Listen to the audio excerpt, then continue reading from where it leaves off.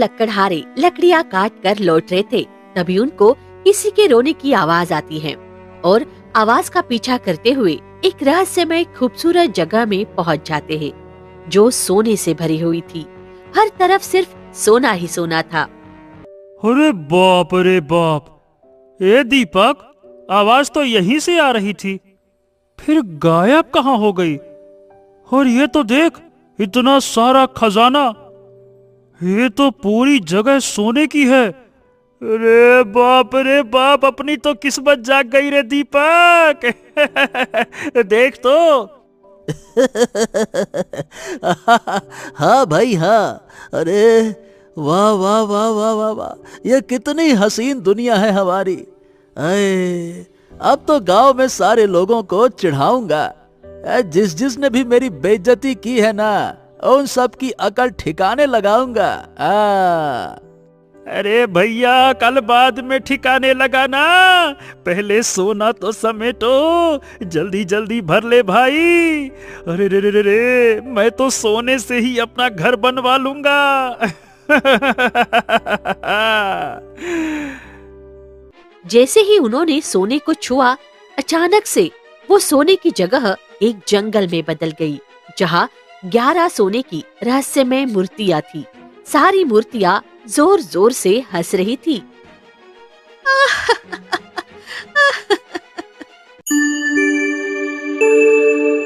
अरे ये क्या हुआ? मेरा सोना कहाँ गायब हो गया? और ये एक साथ 11 सोने की मूर्तियां ये कहाँ से आ गईं? हे भगवान, हे मोहन, ये सब क्या है? हाँ हाँ, अरे अभी तो किस्मत चमकी थी।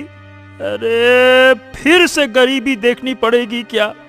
ऐसा करते हैं, इन सोने की मूर्तियों को ही उठा लेते हैं। अरे इनसे ही माला माल हो जाएंगे ना। चल चल चल चल चल। तभी मूर्तियां हंसते हंसते रोने लगती है। हर इंसान लालच में आएगा और जल के राख हो जाएगा। कोई नहीं समझेगा हमारे दर्द को।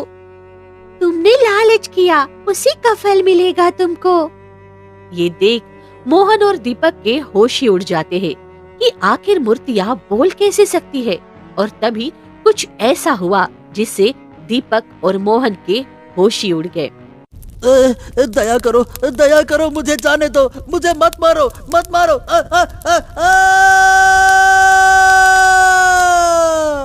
और कुछ ही पल में दोनों दोस्त जल के भस्म हो जाते हैं और एक राख में बदल जाते हैं। हे भगवान, दया कर हमारी फरियाद सुन, किसी को तो भेज दे हमारे लिए। हाँ राजकुमारी लज्जा, अब फिर से वो होगा जो हम सह नहीं पाते। उसके बाद मूर्तियों की आंखों से आंसू बहने लगते हैं और मूर्तियां गायब हो जाती है और वो जगह पहले की जैसी साधारण हो जाती है। वही गांव में मनोहर नाम का एक गरीब ईमानदार लकड़हारा रहता था। जंगल से लौटते हुए उसकी कुल्हाड़ी टूट जाती है। अरे ये क्या हो गया? हे भगवान, हे भगवान, अरे आखिर चाहते क्या हो मुझसे? अरे कई तो कुल्हाड़ी बची थी जिसके जरिए अपना और अपने परिवार का पेट पालता था। अब क्या करूं, बताओ क्या करूं? इससे अच्छा तो मैं मर ही जाता हूं। हाँ। टूटी कुल्हाड़ी लेके जैसे ही वो गांव की चौपाल पे पहुंचा, तभी गांव का मुखिया उसे रोक लेता है। अरे मनोहर, अरे भाई, अपनी फूटी किस्मत की तरह अपनी कुल्हाड़ी भी तोड़ ली। ओ, अरे रे रे रे रे रे, अब बड़ा ही दुख हुआ देखकर। हाय, अब रोटी कैसे नसीब होगी? है? अरे मुखिया जी, लकड़ियां बेचकर कौन सी रोटी नसीब होती है जो अब समस्या हो जाएगी? हाँ? अरे बेचारी बूढ़ी माँ और जवान बहन को भूखा मार रखा है इसने। एक फूटी कौड़ी भी नहीं है इसके पास, इसीलिए इसका ब्याह भी नहीं हो रहा है। नहीं तो फूटी किस्मत वाला। ये सुनकर मनोहर गुस्से से भर जाता है और चिल्ला उठता है। अरे ओ राजू, हमारे पास फूटी कौड़ी नहीं है तो ना सही, पर तेरे से तो कुछ मांगता नहीं ना, इसीलिए अपने काम से काम रख। और मुखिया जी, आप तो हमको सिखाइए ही मत कि करना क्या है और क्या नहीं करना है। मेरी कुल्हाड़ी मैं तोड़ूं, मैं जोड़ूं, आपको काहे समस्या हो रही है? अरे तेरी इतनी हिम्मत कि तू हमसे जबान लड़ाए। अब देख हम तेरा क्या हाल करेंगे। अरे ऐसा हाल करेंगे कि तू जिंदगी भर नहीं भूलेगा। मार ससुरे को। मुखिया और राजू मिलकर मनोहर को पीटने लगते हैं और उसका हाल बुरा कर देते हैं और दोनों चले जाते हैं। मनोहर आंखों में आंसू लिए जैसे ही अपने घर पहुंचा, मनोहर तू आ गया। मैं मरने वाली हूँ मनोहर, तू महल कभी मत जाना, समय आ गया है, कोई तो तेरा इंतजार कर रहा है, सब तुझे बुलाने की कोशिश करेंगे पर तू मत जाना। अरे माँ, ये तू क्या बोल रही है? तू चिंता न कर, तुझे कुछ नहीं होगा माँ, मैं हूँ ना, कुछ नहीं होगा। पता नहीं भाई माँ को क्या हो गया है, बहुत तबीयत खराब हो गई अचानक, बस तब से यही कह रही है कि मनोहर को महल जाने से रोकना होगा, रोकना होगा। मेरे पास समय नहीं है, तेरा भाग्य तुझे वहाँ खींचेगा, पर अगर ऐसा हुआ तो वो हो जाएगा जिसका डर है। इतना बोल मनोहर की माँ दम तोड़ देती है और मनोहर की दुनिया उजड़ जाती है। हे भगवान, ये क्या हो गया? इसमें मेरा ही कसूर है। अगर माँ का अच्छे से इलाज करवाया होता तो ये सब ना देखना पड़ता।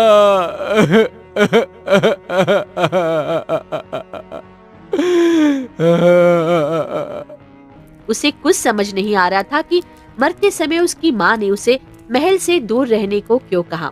अगले दिन वो टूटी कुल्हाड़ी लेकर जैसे ही जंगलों में पहुंच जाता है। हाँ, अब इस टूटी कुल्हाड़ी से लकड़ियां कैसे काटूं? तंगी की वजह से माँ को तो खो दिया, पर कम से कम बहन के बुरे दिन तो दूर कर दूं, अपनी बहन का घर बसा सकूं। मनोहर अपने ही ख्यालों में चलते हुए चल रहा था, तभी उसे किसी के रोने की आवाज आती है।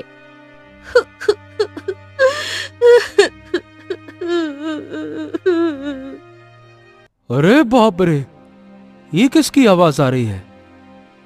कौन रहा है? देखूं तो जरा। मनोहर चलते चलते उसी सुंदर सोने की जगह पर पहुंच जाता है जहां हर तरफ सोना चांदी था।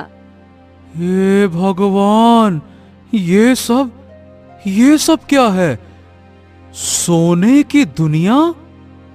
बाप रे बाप, इतना सारा सोना, हर तरफ सोना ही सोना। हाँ, नहीं, ये सच नहीं हो सकता।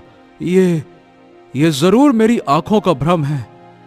अरे जिसके पास एक कुल्हाड़ी तक नहीं लकड़ी काटने को, उसको भला इतना सारा सोना कैसे मिल सकता है?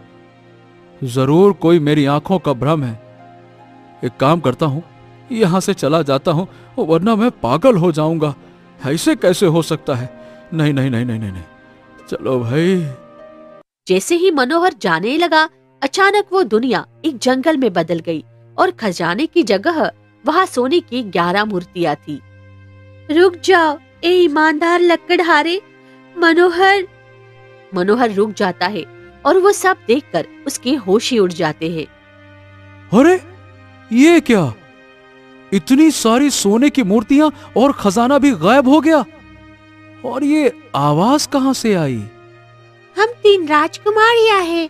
मैं राजकुमारी आईना और एक राजकुमारी लता और एक राजकुमारी लज्जा। हम इन 11 मूर्तियों में से है, सिर्फ 3 है। हमारी पहचान करना मुश्किल है।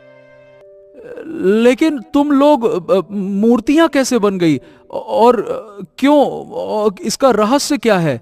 ये 11 मूर्तियों का क्या रहस्य है? हम इन मूर्तियों में ना जाने कब कैद से है, इस इंतजार में कि कोई आएगा और हमें आजाद कराएगा। लेकिन तुम्हारे पास एक रास्ता है। अगर तुम चाहो तो हम तुमको इतना धन देंगे कि तुम माला माल हो जाओगे। ये देखो। तभी वहां खजाने का एक ढेर मनोहर के सामने पड़ा था। सोच लो ए मुसाफिर, हमारी जिंदगी, हमारी आजादी चुनोगे या फिर ये धन लेकर ऐशो आराम की जिंदगी? उस धन को देख मनोहर सोच में पड़ जाता है। क्या करूं, क्या करूं? मन तो कर रहा है कि धन ले लूं और मुखिया और राजू को दिखाऊं कि अमीरी क्या होती है। मेरे और मेरी बहन की गरीबी के दिन भी दूर हो जाएंगे और मेरी बहन की एक अच्छे घर में शादी हो जाएगी। ले लूं क्या? अरे क्या करूं, समझ नहीं आ रहा है। तभी मनोहर को ये सब सोचते देख सारी मूर्तियों की आंखों से आंसू बहने लगते थे। ये देख मनोहर परेशान हो उठता है। ये मैं क्या सोचने लगा था। अरे क्या करूंगा ऐसी अमीरी का जिसमें किसी बेबस का भला ना हो। देखो राजकुमारी, मैंने सोच लिया है, मैं तुम तीनों की मदद करूंगा। मुझको ये धन वन नहीं चाहिए। बताओ मैं कैसे तुम लोगों को आजाद कर सकता हूँ, बताओ। इसके लिए तुमको महल जाना होगा और पता लगाना होगा हमारा रहस्य, क्योंकि हमने अपना रहस्य खुद बताया तो हमारी मौत हो जाएगी। और इतना ही नहीं, इस रहस्य को सुलझाने में तुम्हारी मौत भी हो सकती है।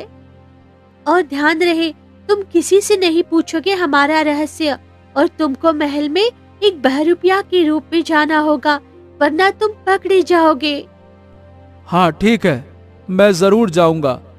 जैसा बोला है वैसा ही करूंगा। ठीक है, अभी मैं चलता हूँ।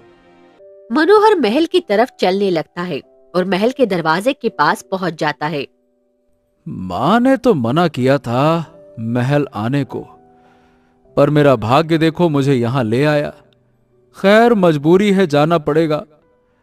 ए माँ, माफ कर देना, मजबूरी है, किसी की जान का सवाल है। मनोहर महल एक सैनिक के लिबास को धारण करके अंदर चला जाता है और सीधा राजा के कक्ष के बाहर पहुंच जाता है। छुपकर रहस्य का पता लगाना होगा। मनोहर ने देखा कि राजा बेहद ही खुश था और रानी फूट फूट कर रो रही थी। आप इतने पत्थर दिल कैसे हो सकते हैं महाराज? आपको एक बार भी हमारी बेटियों की याद नहीं आई? ओहो महारानी, महारानी, महारानी, आपसे कितनी बार कहा है कि उस रहस्य के बारे में बातें मत दोहराया करिए। अगर आज के बाद, कान खोलकर फिर से सुन लीजिए, अगर आज के बाद आपने फिर से यह बात दोहराई तो हम आपको सजा देंगे। सजा देंगे ना? दीजिए सजा, बिल्कुल दीजिए। मैं बार बार अपनी राजकुमारियों का नाम लूंगी। बेटी थी वो, मेरी दिल का टुकड़ा थी। यानी कि आप ऐसे नहीं मानेंगी। और अब हम भी थक गए हैं आपको रोज रोज रोज ऐसे चुप करवा कर, और ऐसे में करना ये चाहिए कि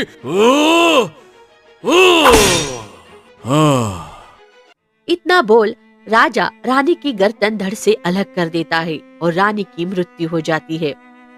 अब ये रहस्य कोई नहीं जान पाएगा। मेरा वचन अब नहीं टूटेगा। ये देख मनोहर के होश उड़ जाते हैं। बाप रे बाप, ये राजा तो बड़ा ही निर्दयी है, अपनी ही रानी को मार डाला। हे भगवान, सही कहा था राजकुमारी ने, किसी से पूछना मत। लेकिन अब मैं ये रहस्य का पता कैसे लगाऊं? तभी एक मंत्री ये सब देख लेती है। क्यों? राजा ने तो रानी को मार दिया और तुम कौन हो? मैं राजकुमारी का सच जानने के लिए आया था, पर यह देख करके मुझे समझ नहीं आ रहा। अब मैं कैसे सुलझाऊंगा ये रहस्य और कौन बताएगा मुझे सच? पहली बार कोई इस रहस्य के बारे में बात करने आया है। ठीक है, चलो मैं तुमको सच तक ले जाऊंगा। आओ मेरे साथ आओ। अरे आओ आओ आओ, आ जाओ। मंत्री मनोहर को अपने कक्ष में ले जाता है। मैं तुमको पूरा सच बताता हूं, ध्यान से सुनो। आज से 20 साल पहले राजा जंग से लौट रहे थे। तभी रास्ते में क्या होता है कि एक पेड़ उनका रास्ता रोक लेता है। ओहो, ये कैसे संभव है? एक पेड़ ने मेरा रास्ता रोक लिया? तभी पेड़ से एक विचित्र मूर्तिकार निकल कर आता है। मैं एक ऐसा मूर्तिकार हूं जिसके बारे में तुम सोच भी नहीं सकते। लेकिन राजा, मैं तेरी संतान तक पहुंच सकता हूं। तुझे अभी नहीं पता, पर तेरी 3 राजकुमारी पैदा हैं। ओहो, कौन हो तुम और क्या चाहिए तुमको, ये बताओ। मुझे चाहिए तुझसे तेरी 3 बेटियां, और जब वो 18 साल की होंगी तब तेरे भंडार से सारा खजाना गायब हो जाएगा। तू एक राजा से भिखारी बन जाएगा और लोग तुझे भीख भी नहीं देंगे। नहीं नहीं नहीं नहीं, ऐसा मुमकिन नहीं है। मैं ऐसा नहीं होने दूंगा। ऐसा होगा, और ऐसा होने से बचने का तेरे पास सिर्फ एक ही रास्ता है। जब तुम्हारी बेटियां पूरे 18 साल की हो जाए तब उनको मेरे हवाले कर देना, और इसके बदले तू सदा राजा बना रहेगा और राजाओं से ज्यादा शक्तिशाली होगा। कोई तुझे मात नहीं दे पाएगा। और अगर तूने बेटियां नहीं दी तो तुझे भिखारी बनने से कोई नहीं रोक सकेगा। और तुझे वचन देना होगा कि तू ये सच किसी को नहीं बताएगा। नहीं नहीं नहीं नहीं नहीं, मैं भिखारी नहीं बनना चाहता और ना ही मरना चाहता हूं। ठीक है, मैं वादा करता हूं, मैं वचन देता हूं कि तुम जैसा कहोगे मैं वैसा करूंगा। हाँ। उसके बाद 18 साल बीत गए और वो दिन भी आ गया जब राजा अपनी रानी और अपनी 3 राजकुमारियों के साथ सैर पर निकले थे। कितना प्यारा परिवार है हमारा, हम सब साथ में कितने खुश हैं। लेकिन महाराज, आज अचानक आप हमें यहाँ सैर पर क्यों लेकर आए हैं? ये आपके लिए एक तोहफा है महारानी, सदा अमीर रहने का, जिंदा रहने का और खुश रहने का, दुनिया पे राज करने का। पर महारानी, हर खुशी एक कुर्बानी मांगती है। क्या मतलब? हम समझे नहीं महाराज। आएगा, बस अभी समझ में आ जाएगा। रुकिए। राजा चारों को लेकर उसी जगह पहुंच जाता है। 3 राजकुमारी और रानी हैरान थी। तभी एक जादुई पेड़ से एक मूर्तिकार निकलता है। आखिरकार तुमने अपना वचन निभाया। राजा, अब तुमको सदा धनी शक्तिशाली रहने की मैं ताकत देता हूँ। तुरंत ही 3 राजकुमारी एक पत्थर की मूरत में बदलने लगती है। पिताजी, ये क्या हो रहा है? हमें बचाइए। पिताजी, धनवान और शक्तिशाली बनने के लिए आप हमारी बलि कैसे दे सकते हैं? पिताजी, हमें कुर्बान करके क्या आप आईने में अपना चेहरा देख पाएंगे? ये देख रानी चीख उठती है। तभी मूर्तिकार अपनी शक्ति से रानी को अपने जादू से जकड़ लेता है, जिससे रानी हिल भी नहीं पाती। और देखते ही देखते 3 राजकुमारी सोने की मूर्तियों में बदल जाती है और 3 की जगह अब वहाँ 11 सोने की मूर्तियाँ थी। ए विचित्र मूर्तिकार, तूने जैसा कहा मैंने वैसा किया, पर तूने राजकुमारियों को मूर्तियां क्यों बना दिया? क्योंकि मैं एक जादुई मूर्तिकार हूँ। लोग चेहरा देख के मूर्तियां बनाते हैं, पर मैं खूबसूरत जिंदा लड़कियों को मूर्ति बनाता हूँ। यही मेरी कला है, जिससे मुझे सुकून मिलता है। मैं इसको जी भर के निहारता हूँ।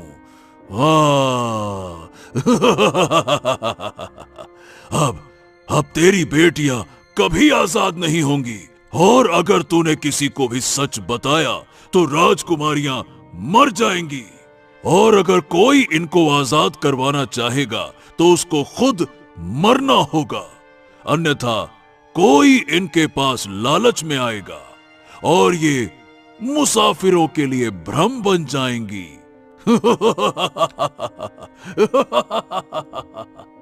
लेकिन इस बात से अनजान मंत्री ये सब एक कोने में छुपकर देख रहा था। राजा रानी को महल ले आता है और रानी एक जिंदा लाश की तरह हो जाती है। मंत्री से सारा सच सुनकर मनोहर की आंखों से आंसू बहने लगते हैं। बाप रे बाप, बताइए भला कोई बाप इतना पत्थर दिल कैसे हो सकता है। पहले अपनी बेटियों के साथ गलत किया, फिर अपनी रानी को भी मार दिया। हे भगवान, अब मैं रानी को तो वापस नहीं ला सकता, लेकिन मैं राजकुमारियों को वापस जरूर लाऊंगा। मगर ध्यान रहे, ये सफर खतरे से भरा है। ठीक है, मैं तैयार हूं। आगे का सफर मैं खुद तय करूंगा। ठीक है। मनोहर सीधा मूर्तियों के पास पहुंचता है और चिल्ला के आवाज लगाता है, ओए विचित्र मूर्तिकार, बाहर निकल! अरे अपनी गुफा से बाहर आ! बहुत शौक है ना तुझे इंसानों की मूर्तियां बनाने का? हिम्मत है तो बाहर आ, बाहर निकल! ऐसा मत करो मनोहर, वो क्रोध में आकर तुमको भी मूर्ति बना देगा। तभी पेड़ से विचित्र मूर्तिकार निकलता है। तेरी इतनी हिम्मत कि तू मुझे ललकारे? एक लकड़हारे की इतनी हिम्मत? हाँ, एक गरीब के पास सिर्फ हिम्मत का ही तो खजाना होता है। हर चीज में उसे हिम्मत दिखानी पड़ती है। जब खाना नहीं मिलता भूख में, तब हिम्मत जुटानी पड़ती है जिंदा रहने के लिए। जब हमारे अपने इलाज ना होने की वजह से मर जाते हैं, तब भी हिम्मत जुटानी पड़ती है जीवन जीने के लिए। लोगों से जलील होने के बाद भी उनके सामने जीने की, उनका सामना करने की हिम्मत जुटानी पड़ती है। और मैं ये तय करके आया हूं कि मैं इन तीनों को आजाद करवा के ही दम लूंगा। हाँ।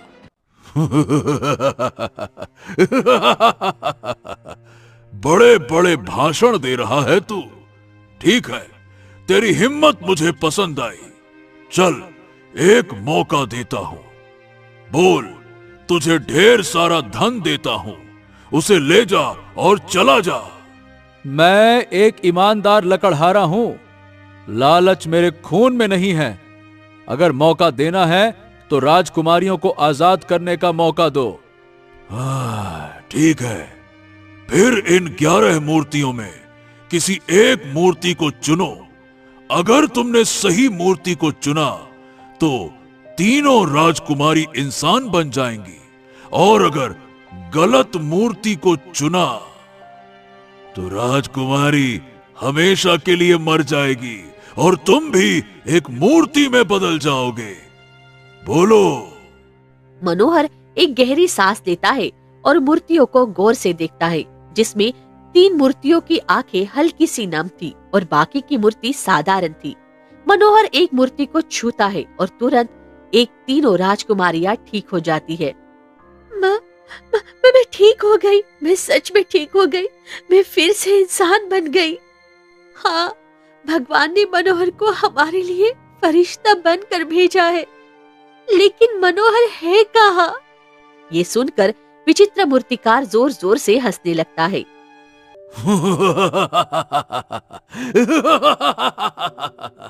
मेरे छल को चीरना इतना आसान नहीं है।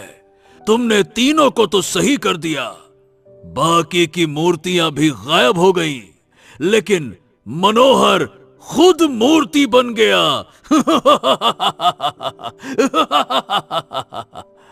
तभी एक अघोरी वहां आ जाते हैं, जिसको मनोहर पहले से ही साथ लेकर गया था। अब तेरा खेल खत्म मूर्तिकार, ये ले, संभाल मेरा वार। अघोरी बाबा मूर्तिकार पे एक जादुई जल छिड़क देते हैं। नहीं नहीं नहीं, ये नहीं हो सकता। मोहन ने मेरे साथ छल किया। मैं मरने से पहले अपना बदला लूंगा। नहीं नहीं नहीं। मूर्तिकार बाबा की धूल से बच के तलवार मनोहर के सीने में उतार देता है, पर मोहन एक मूर्ति से इंसान बनकर तड़पने लगता है। अब तू नहीं बचने वाला। और उसके बाद अघोरी का एक वार था और मूर्तिकार जलकर राख का ढेर हो गया था। मूर्तिकार मर चुका था पर मनोहर मरने वाला था। तीनों राजकुमारियां फूट फूट कर रो रही थी। तुमने हमारी वजह से अपनी जान क्यों दी मनोहर? हाँ मनोहर, माँ भी मर गई, तुम भी मर गए और हमारे पिता तो हमारे लिए पहले ही मर चुके हैं। हम तुमको नहीं खो सकते। ये सब तो पहले से ही तय था। मनोहर का मरना सालों पहले लिखा गया था। क्या मतलब बाबा? जब तुम पैदा हुए थे तुम्हारी हाथों की लकीरों में मौत थी और ये बात मैंने तुम्हारी मां को बताई थी कि इसको महल से दूर रखना, क्योंकि अगर एक बार तुम महल में गए तो तुम्हारी मौत निश्चित है। मां ने मुझसे कहा था। हाँ राजकुमारी, राजा को उसके किए की सजा देना और मेरी एक बहन है उसका ध्यान रखना। हम वादा करते हैं मनोहर, तुमने हमारी जान बचाई पर हम तुम्हारी बहन को रानी बनाकर रखेंगे, उस पर एक आंच भी नहीं आने देंगे। कुछ ही पल में मनोहर लकड़हारा ईमानदारी से जिया और ईमानदारी से मर गया था। तीनों राजकुमारियां फूट फूट कर रो रही थी। वह राजा मूर्तिकार के जादू के खत्म होते ही एक भिखारी में बदल गया। आपको हमारी ये कहानी कैसी लगी हमें कमेंट बॉक्स में जरूर बताइए। हमारे चैनल को लाइक और सब्सक्राइब करना ना भूलें। धन्यवाद।